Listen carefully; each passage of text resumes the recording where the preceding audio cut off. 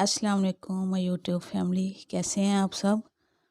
उम्मीद है खैरियत से होंगे। आज हाजिर हूँ एक नई यमी यमी रेसिपी के साथ। और आज रेसिपी मीठी नहीं बल्कि नमकीन है और सर्दियों में सबकी फेवरेट है। खाने में बहुत ही मज़ेदार, सेहत के लिए बहुत ही मुफीद, बच्चों और बड़ों यकसा सब में मकबूल। तो रेसिपी शुरू करने से पहले हम एक काम कर लेते हैं।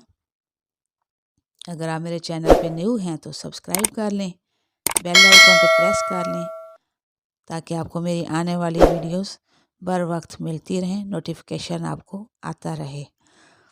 तो अब चलते हैं अपनी रेसिपी की तरफ। रेसिपी है आज जी फ़िश फ्राई की। फ़िश आज हम बहुत ही इजी तरीके से फ्राई करेंगे, बिल्कुल सादा, देसी और घरेलू स्टाइल में, जो कि बिल्कुल एवरेज पकाने वाले लोग भी आराम से कर लेंगे। तो इसमें शामिल होने वाले मैं आपको इंग्रेडिएंट्स बता देती हूँ। बहुत ही गिने चुने चंद चीज़ें हैं जो इसमें शामिल होंगी और इंशाल्लाह बहुत ही मज़ेदार और खस्ता और कुरकुरी हमारी फ़िश बन के तैयार होगी। ये मैंने 1 किलो फ़िश ली है। इसको अच्छी तरह मैंने धो के साफ़ करके रख लिया है। अब हम इसमें मसाले शामिल करते हैं। 1 टीस्पून मैं नमक डाल रही हूँ। नमक आप अपनी पसंद से कम या ज़्यादा भी कर सकते हैं। 1 teaspoon red chilli powder, 1 teaspoon खुश्क धनिया पाउडर, हाफ़ टी स्पून गरम मसाला, हाफ़ टी स्पून अजवाइन।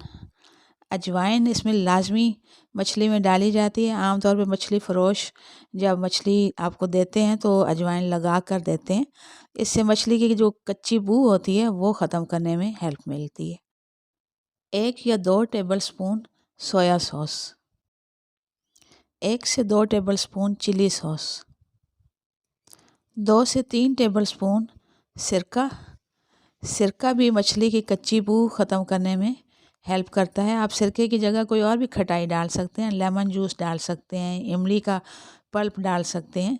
खट्टी चीज़ जो है कोई भी होगी वो मछली को ज़रा स्पाइसी और मज़ेदार बनाने में हेल्प करेगी और मछली की बू जो है, स्मेल जो उसमें कच्ची सी होती है पानी की, वो ख़त्म करने में हेल्प करेगी।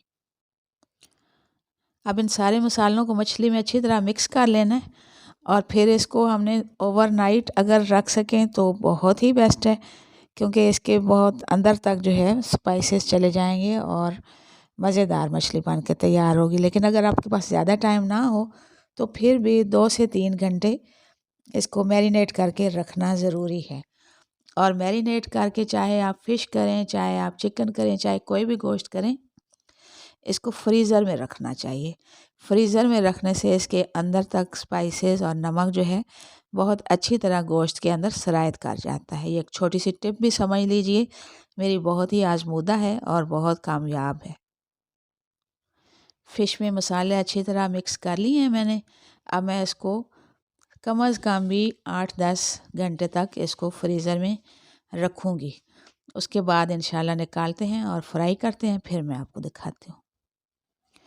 फ़िश हमारी मैरिनेट हो चुकी है। मैंने इसको 8-10 घंटे फ्रीज़र में रखने के बाद निकाला है और अब मैं इस पे कॉर्नफ्लोर छिड़क के इसको फ्राई करूँगी। कॉर्नफ्लोर डालने की वजह ये है कि फ़िश फ्राई करने से कुकिंग ऑयल जो है वो बहुत ही ग्रीसी और ब्लैक हो जाता है और किसी इस्तेमाल के काबिल नहीं रहता। तो कॉर्नफ्लोर जो है उसको थोड़ा सा काला होने से बचाता है और फ़िश में क्रिस्पीपन भी लाता है। आप चाहें तो डिप कर घोल के भी इसको डिप कर सकते हैं, लेकिन मैं खुश्क छिड़क रही हूँ क्योंकि मछली थोड़ी सी गीली ही है। तो ऊपर जब इसको मैं इस तरह छिड़कूँगी तो कॉर्नफ्लोर जो है वो खुद ही इसके साथ चिपक जाएगा और फ़िश में क्रिस्पीपन लाने में हेल्प आउट करेगा। फ़िश फ्राई के लिए हम एक कढ़ाई ले लेंगे और इसमें कुकिंग ऑयल डाल के इसको 5 मिनट तक इसको प्री हीट करेंगे। ऑयल हमारा मुनासिब हद तक गर्म हो चुका है। अब हम इसमें फ़िश डाल के फ्राई शुरू करते हैं। हमने जो कॉर्नफ्लोर ऊपर छिड़क के पीस बना के रखे थे उसको एक एक करके हम एहतियात से ऑयल में डालेंगे। और हम फ़िश को डबल फ्राई करेंगे। एक दफ़ा हाफ़ कुक करके हम इसको निकाल लेंगे और उसके बाद थोड़ी देर ठंडा करने के बाद हम इसको दोबारा फ्राई करेंगे। इसकी वजह ये है कि फ़िश जब तक अंदर से ड्राई ना हो तो वो मज़ा नहीं देती और अच्छी नहीं बनती, क्रिस्पी नहीं बनती है। तो इसलिए डबल फ्राई करने से बहुत आसानी से इसके अंदर का पानी खुश्क हो जाता है और वो बहुत ही क्रिस्पी और मज़ेदार बन के तैयार होती है। फ़िश के हमने सारे पीस डाल लिए हैं। अब हम इसको थोड़ी देर 1-2 मिनट तक एक साइड पे स्टे करने देंगे और फिर हम इसको एहतियात से पलटेंगे। फ़ौरन नहीं पलटिएगा वरना फ़िश के पीस बहुत ही नाज़ुक होते हैं तो ये टूट जाते हैं। 1-2 मिनट इसको एक तरफ से फ्राई करने के बाद थोड़ा सा इसको हिला के इसका पैंदा जो है हम अलग करेंगे। फ़िश की बोटियों से बर्तन का पैंदा अलग करेंगे और फिर हम इसको उल्टाएंगे। आपने बाज़ार में फ़िश बनती हुई अक्सर देखी होगी।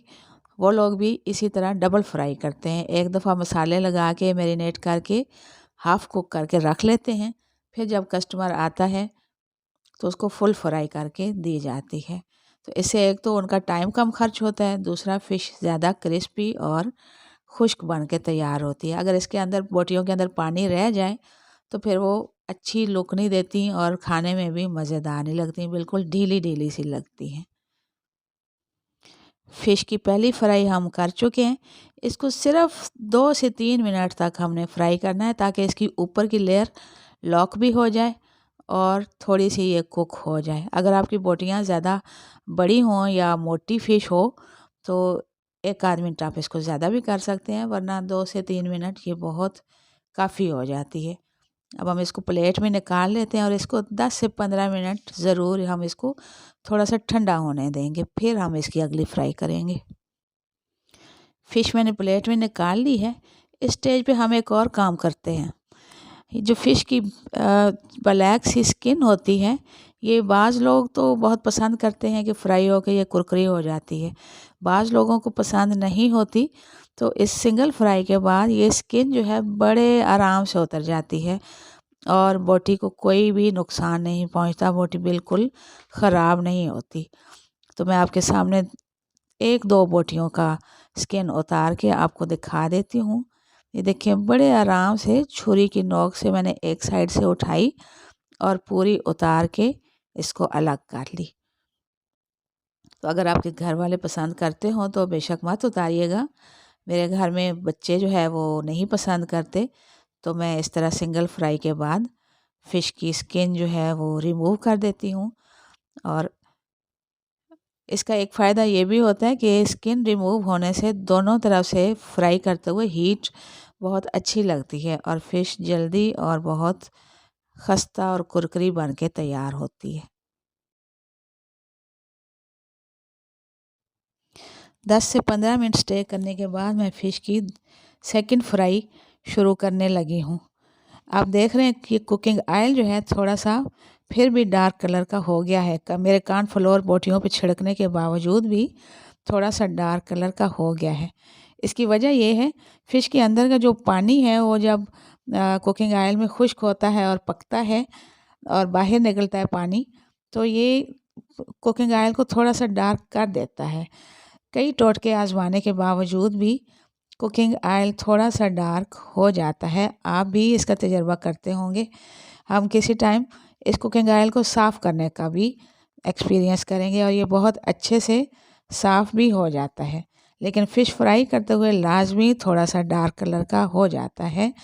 तो इसको हम किसी टाइम अलग से साफ़ करने का प्रोसेस करेंगे और मैं आपको दिखाऊँगी कि ये किस तरह दोबारा बिल्कुल नीट एंड क्लीन और दोबारा काबिल इस्तेमाल हो जाता है।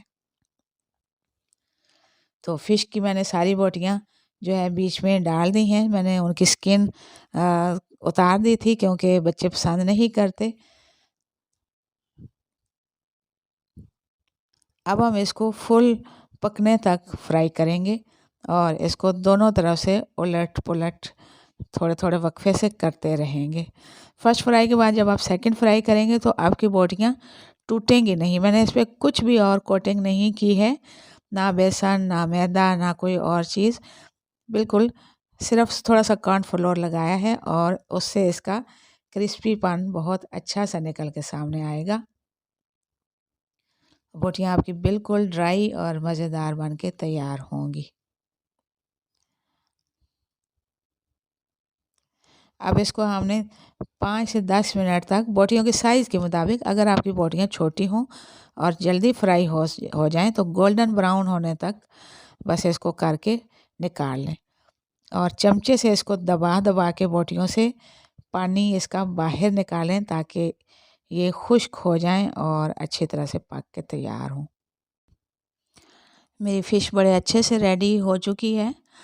देखिए इसका बहुत ही अच्छा सा गोल्डन कलर भी ऊपर आ चुका है और बोटियाँ ड्राई हो के बिल्कुल पहले की निस्बत सिकुड़ गई हैं। जब इनका साइज़ थोड़ा सा सिकुड़ जाए तो इसका मतलब है कि ये रेडी हो चुकी हैं।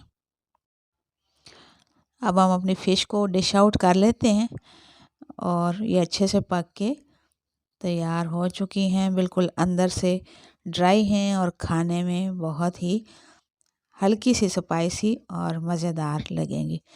मिर्चें मैंने ज़्यादा नहीं डाली हैं। अगर आपको मिर्च ज़्यादा पसंद हो तो आप थोड़ा सा इजाफ़ा भी कर सकते हैं।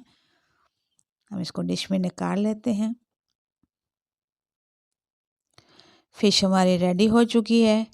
देखें किस कदर खूबसूरत और मज़ेदार और भूख बढ़ाने वाली बन के तैयार हुई है। इसको आप केचप के साथ सर्व करें, ग्रीन चटनी के साथ सर्व करें या इमली की चटनी के साथ सर्व करें या दही, पुदीना और धनिया की चटनी के साथ भी सर्व की जा सकती है। हर तरह से जिस तरह भी आप सर्व करें, खाने में बहुत ही मज़ेदार और हेल्दी बन के तैयार होगी। और ये इतनी आसान मैंने आपको रेसिपी बताई है कि एक एवरेज किस्म का बंदा या घर के मेल भी अगर कुक करना चाहें तो वो भी बड़े आराम से कर लेंगे। तो ये थी हमारी आज की रेसिपी। उम्मीद है आपको पसंद आई होगी। अगर पसंद आई हो तो ज़रूर मेरे तरीके से एक दफ़ा बना के देखिएगा और फिर मुझे बताइएगा कि आपकी फ़िश कैसी बनी। अगर आपको आज की रेसिपी पसंद आई हो तो लाइक और कमेंट ज़रूर कीजिएगा। फ्रेंड्स एंड फैमिली में शेयर कीजिएगा। मिलते हैं इंशाल्लाह किसी नेक्स्ट यमी यमी और मज़ेदार सी रेसिपी के साथ। तब तक के लिए अल्लाह हाफ़िज़।